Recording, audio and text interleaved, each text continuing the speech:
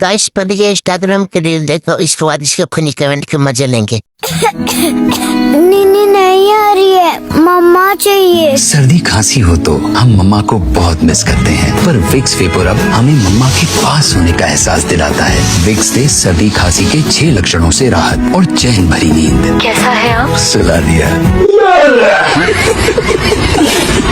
तो चलिए शुरू करते हैं। दवाई नो जहाज या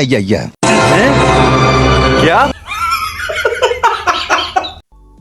सुला दिया, नो निपटा दिया। डिप्रेशन।